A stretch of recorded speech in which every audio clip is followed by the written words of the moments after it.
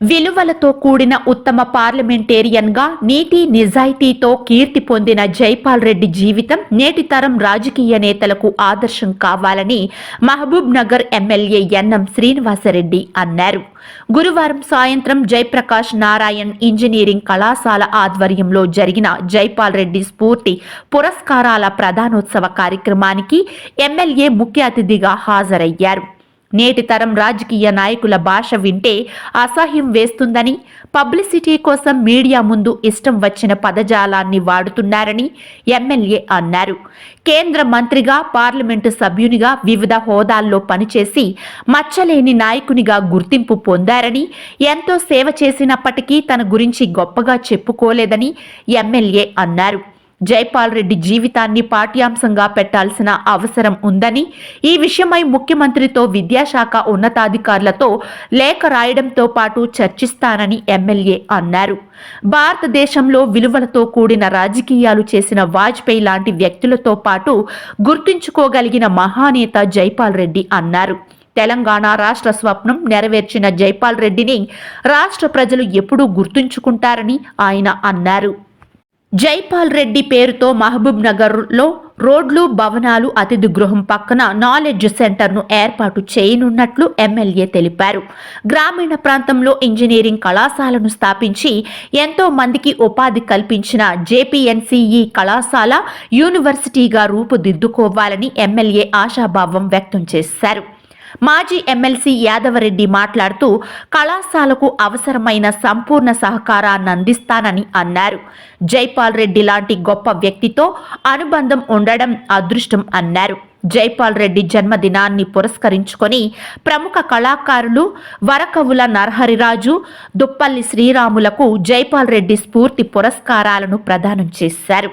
ఈ కార్యక్రమంలో కళాశాల చైర్మన్ రవికుమార్, రాష్ట్ర minority corporation chairman Obaidullah Kotwal, ప్రముఖ న్యాయవాది మనోహర్ రెడ్డి, సినీ నటుడు మైమ్ మధు తదితరులు పాల్గొన్నారు. మారుతున్న కాలంలో మారని విలువల కోసం తప్పించిన గొప్ప వ్యక్తి జైపాల్ రెడ్డి గారు. ఉత్తమ పార్లమెంటేరియన్ గా దేశవ్యాప్తంగా గుర్తింపు పొందిన నాయకుడు.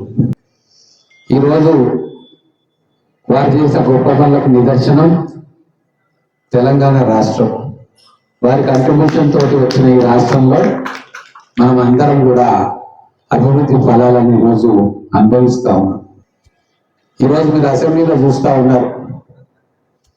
మొదటిసారి ఎమ్మెల్యేలైన వ్యక్తుల వీరంగాలు చూస్తూ ఉన్నారు, వాళ్ళ మాట చూస్తూ ఉన్నారు, వాళ్ళ భాష చూస్తూ ఉన్నారు. ఒక పార్టీకి వర్కింగ్ ప్రెసిడెంట్ గా ఉన్న వ్యక్తుల భాషగా కూడా చూస్తూ ఉన్నారు. కానీ దాన్ని మనం జైపాల్ రెడ్డి గారి భాషతో కంపేర్ చేసుకుంటే అసలు పదవులకు అనర్హులు, ఎందుకు ప్రజలు వీళ్ళ ఓట్లేసి గెలిపిస్తారు అని చెప్పి చాలా మంది బాధపడతా ఉంటారు. స్వచ్ఛమైన జీవితాన్ని, రాజకీయ జీవితాన్ని గడిపినారు. అటువంటి వారిని ఆదర్శంగా తీసుకోవాల్సిన అవసరం ఈ తరం రాజకీయ నాయకులకు ఎంతైనా ఉంది. ఇప్పుడు చూస్తున్న రాజకీయ నాయకులకు వారు అనుసరించిన శైలికి ఎంతో తేడా ఉంది. అందుకే నేను ఈ వేదిక నుంచి మన ప్రభుత్వానికి కావచ్చు, పెద్దలకు కావచ్చు, మరి ఇక్కడి నుంచి ఆ మెసేజ్ పోతుందా లేదా తెలియదు, కానీ రాబోయే రోజుల్లో పాఠ్యాంశాల్లో జైపాల్ రెడ్డి గారి జీవిత చరిత్ర, ముఖ్యంగా పార్లమెంట్ లో వారి అనుభవాన్ని ఒక పాఠ్యాంశంగా పెడితే ఖచ్చితంగా భావి సమాజానికి ఉపయోగపడుతుందని చెప్పి నేను నమ్ముతా ఉన్నా.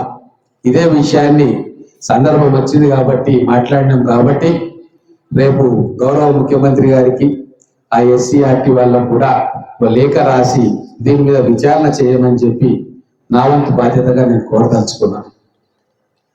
రోజు రోజుకు రాజకీయ నాయకుడు అంటేనే తిట్టాలే, హుంకరించాలే, అవతల వ్యక్తిత్వాన్ని కించపరచాలే, ఇట్లయితేనే యూట్యూబ్ లో వ్యూస్ వస్తే నేను పాపులారిటీ పెరుగుతా అని చెప్పి అనుకునే ఈ కొత్త తరం రాజకీయ నాయకులకి జైపాల్ రెడ్డి గారు ఒక ఎగ్జాంపుల్ గా, అంటే ఎట్లా ఉండాలి ఒక రాజకీయ నాయకుడు,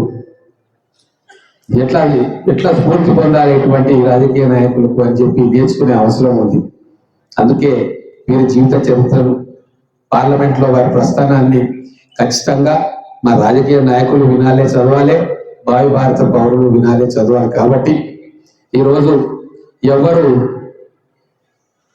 వారి జన్మదినాన్ని జరిపినా జరుపుకోకుండా మహబూబ్ నగర్ లో ఖచ్చితంగా ఈ విద్యాలయంలో వారి జన్మదినం జరుగుతుంది కాబట్టి ఇక్కడ వారిని గుర్తుంచుకుంటాం కాబట్టి ఈ రవికుమార్ గారు కూడా హైదరాబాద్ లో ఇంజనీరింగ్ కాలేజ్ పెట్టుకోలేదు. కానీ ఎన్ని కష్టాలు వచ్చినా నష్టాలు వచ్చినా మహబూబ్ నగర్ జిల్లా గ్రామీణ ప్రాంత విద్యార్థులకు అందుబాటులో ఉండాలని చెప్పి ఈ ఇంజనీరింగ్ కాలేజ్ ఇన్ని సంవత్సరాల పాటు ఇక్కడ నిలిపి నడపడంలోనే వారు సమాజానికి ఎంతో గొప్ప సేవ చేసినట్టుగా నేను భావిస్తా ఉన్నా. ఈ వ్యవస్థ రవిప్రకాష్ నారాయణ ఇంజనీరింగ్ కాలేజ్ కలకాలం ఉండాలి. ఇది ఒక యూనివర్సిటీ స్థాయికి చేరుకోవాలి. ఇంకా అనేక వేల మందికి ఇక్కడ మంచి ఉన్నతమైన విద్య ఇక్కడ దొరకాలి. అనేక వేల మందికి ఇక్కడ ఉపాధి కల్పించాలా. మొత్తం మహబూబ్ నగర్ ఉమ్మడి జిల్లాలోనే ఒక ప్రతిష్టాత్మకమైన విద్యాలయంగా ఇప్పుడు పేరు తెచ్చుకుంటుంది. రాబోయే రోజుల్లో ఒక విశ్వవిద్యాలయంగా పేరు తెచ్చుకోవాలి అని చెప్పి మనస్ఫూర్తిగా కోరుకుంటూ నన్ను ఇక్కడికి ఆహ్వానించినందుకు మిత్రులు రవికుమార్ గారికి ధన్యవాదాలు తెలుపుతూ వచ్చిన పెద్దలందరికీ కూడా నమస్కారాలు తెలియజేసుకుంటూ ముగిస్తాం.